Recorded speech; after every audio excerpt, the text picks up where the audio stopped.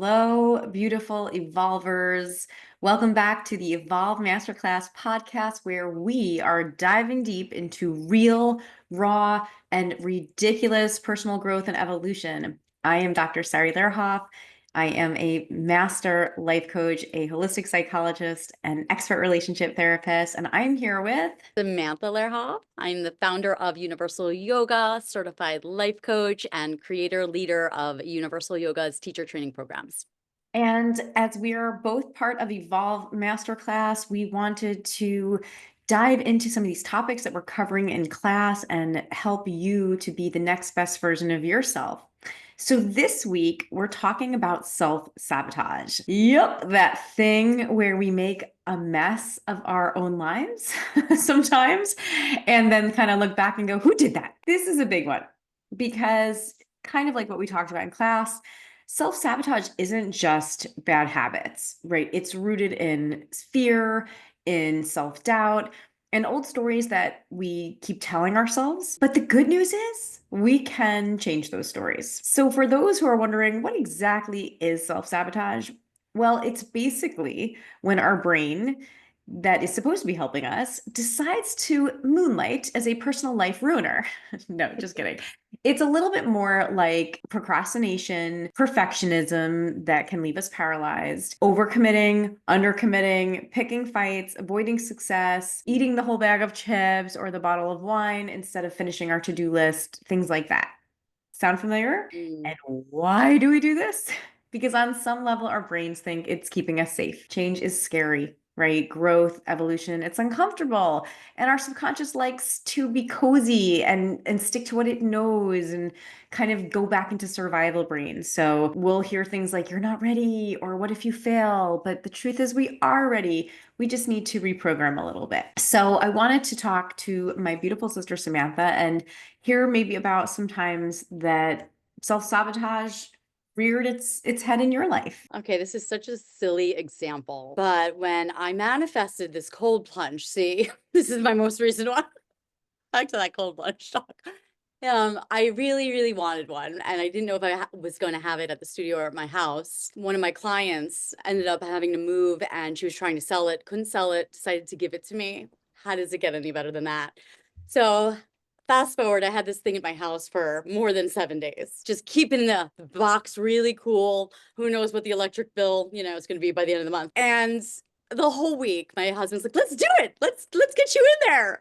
Literally like, no, can't do it, won't do it, no. Like all of a sudden, it's not like I've never done a cold plunge and I've been manifesting the cold plunge, but like literally like that, like a little bit of like that scaredy cat, I know this is so silly, but finally, this is like literally over 7 days later, I'm like, I have to stop. I'm just gonna do it. And even if I just do it for a second, like I'm gonna get in. If I have to get in, get out, that's fine. I ended up doing it for 3 minutes for the first time and really proud of myself, but it took me all week after I was super excited to manifest this thing in my life. Anyway, silly example, but there you No, but it's perfect because this is sort of what we do, right? It's new, it's unknown, it's the procrastinator power move of like, I'll do it later. There's plenty of time. And then the next thing you know, like you're watching a documentary on the mating habits of penguins instead of working on, the thing that you want to work on.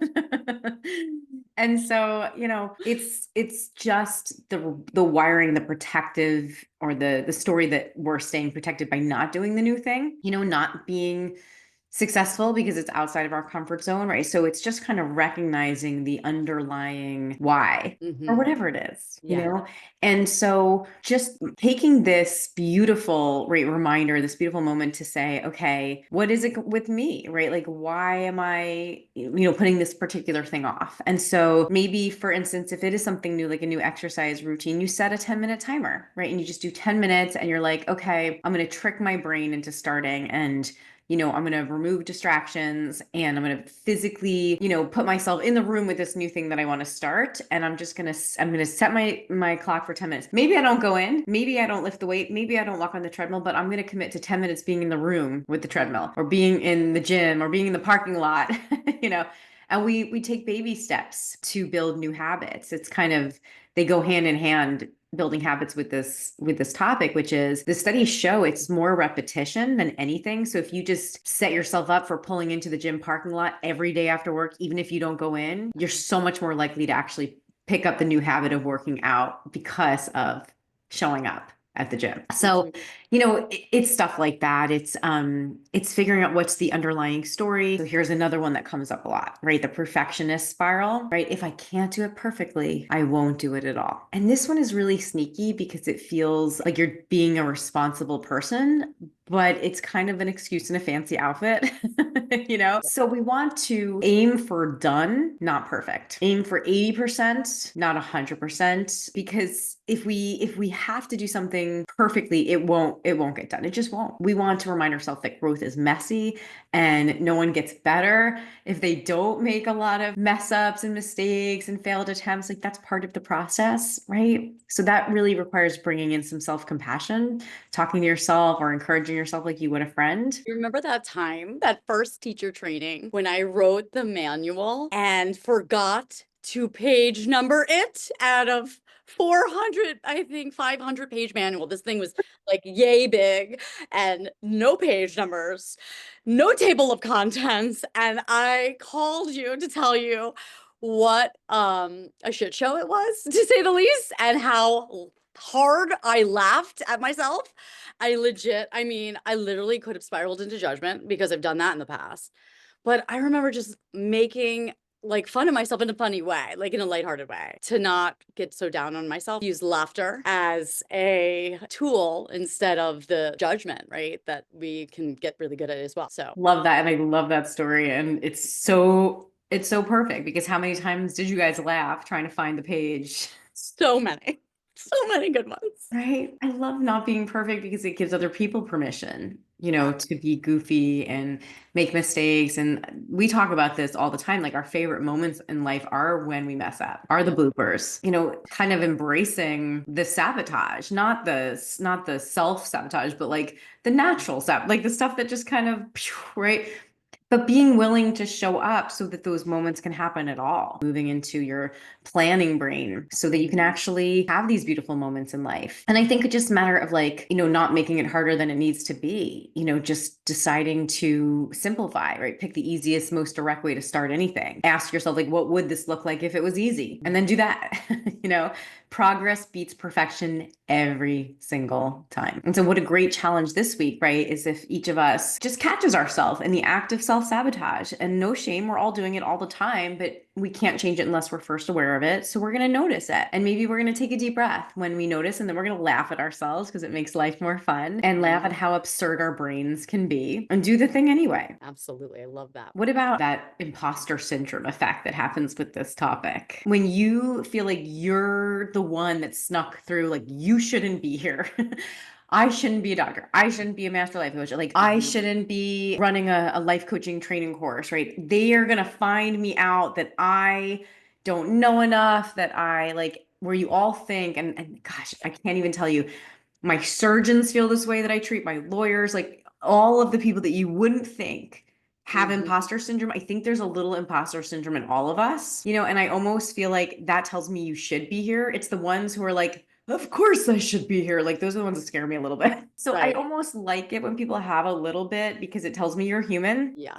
And a lot of people will walk around thinking they're faking it until they make it. What's your take on that? I just think it's so important to remember that it happens to everyone. And yet, most successful people are successful even with imposter syndrome, right? Like it's part of the baggage that we carry. So, when we get into that mindset, though, there's a lot we can do. The first one is just to keep a wins list. Like, keep a success list, all the things that you've done, that you've followed through with, whether it's the yoga teacher training, whether it's a class, a course, a speaking engagement, whatever it is that you've done, it's a win. Count it because that goes in your proof of, yes, I belong here. And so that you can keep telling yourself you're exactly where you're meant to be. I Love that. How about the I don't know enough? It's like, yeah, I'm not the best of anything, right? I'm sure there's someone better at a million things than me. And so what if I don't have to be the best to do the thing? In fact, what if that makes people more comfortable around me? What if there are people that can only hear it the way that I share it or understand it, or, right? Like, you may not be the world's best yoga teacher trainer, blah, right? For instance, but maybe there are people out there that can only hear it from Samantha Lehrhoff, and Yeah. those are your people. Well, that's what you told me. I think that's half of why I got through it. Actually taking the step to do the thing, right? It's like 100%. Yeah. amazing how much in the beginning, the first couple, I just like really doubted myself, Yeah. and was so And there, scared to take those steps. But yeah, just turning it around and then doing it anyway and leaping. And it's like, let's see what freaking happens. Let's see what we can create today. And knowing that it's not going to be perfect is so refreshing. and like this, and there's always going to be haters that kind of fuel our self-sabotage or our, imposter syndrome effect. Those people are just, they're so important too, because they're kind of our check-in, like, yeah, I do still want to be here that badly, right? Even though there are people who don't resonate with me, who think I'm the worst, like, you're doing it right if that's the case, because in every percentage of a population, there are going to be people who just don't click with you, who just don't resonate with how you say it or what you're saying, and they're not your people. And that's great. You know why? Because we want everyone to be successful. So we want that yoga studio over there. We want that life coaching training over there, right? That masterclass of inspirational lessons over there.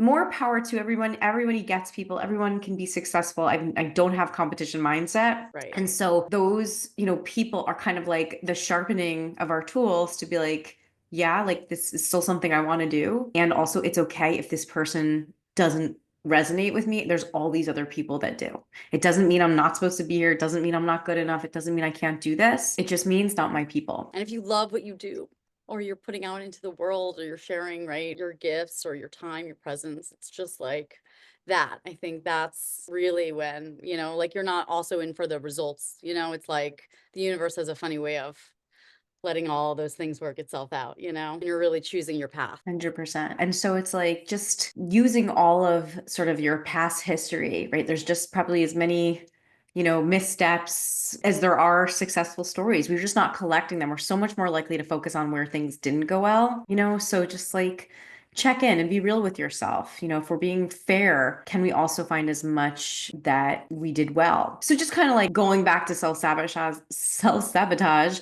we want to notice, so we want to spot it to stop it, just make sure we're aware, just get a sense of like where you might be struggling. And like what I teach people a lot is make sure if there's something that you really, really, really, really want to do, plan it in advance. We're not great the day of. We're not great at going to the gym the day of. We're much better if the night before we have signed up for the class, we put the clothes in the car, we've worked out all the reasons why we might talk ourselves out of it. We get our higher level thinking brain or evolved brain on board.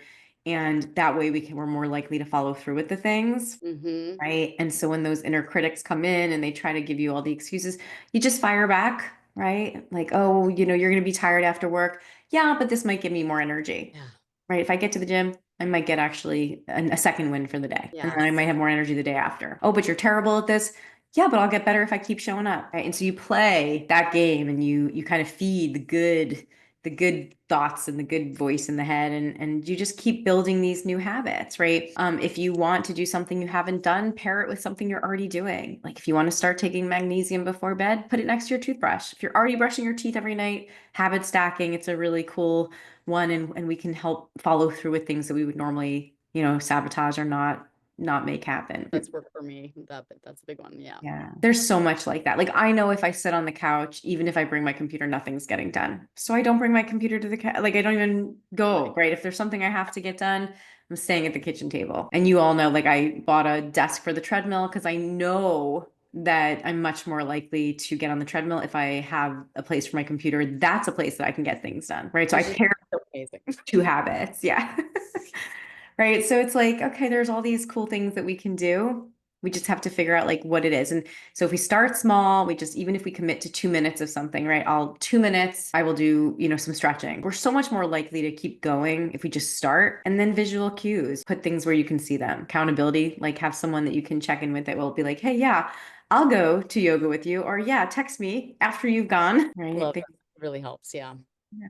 For you, like I know when you put a date on the calendar. Yes, I have to write everything down these days. Mhm. That really works. I remember like getting over that pregnancy brain, mom brain, or whatever. So they had this like journal at the time, and I wish whatever company it was like it was a brain dump, and it let all the things that you had on your to-do list, and it helped refocus. So nowadays, all I have to do is just like a normal person is put it in my calendar with a time and a date. And it is every time I check it off, I get that hit of what do you call it, dopamine or whatever, and I'm proud of myself, that I'm doing the things that I set out to do, and the feeling I think is also what helps keep it going, helps lean more towards the muscle of, right, not self-sabotage. What's the opposite of that? It's empowering myself, right? Empowerment. 100%. I love that. If you're a little ADHD like me, right, you put something in the calendar and like you set a date, right? If you know you have to do a training by a certain date, for instance, you're so much more likely to get the fire under your butt, and do it. But if you're like, yeah, I'll do that, but you never actually set a date, you just keep self-sabotaging. At least Exactly. that's what happens to me. And so I'm literally scheduling to schedule Mm, to process all like what we talked about last one, right? yeah. So I'll have to remind to ask about scheduling the thing and or right. Yeah. And so literally sometimes, but it works because then I'm still checking that off. Did I do it? Right. And if I did, right? And so 100%. shit get done.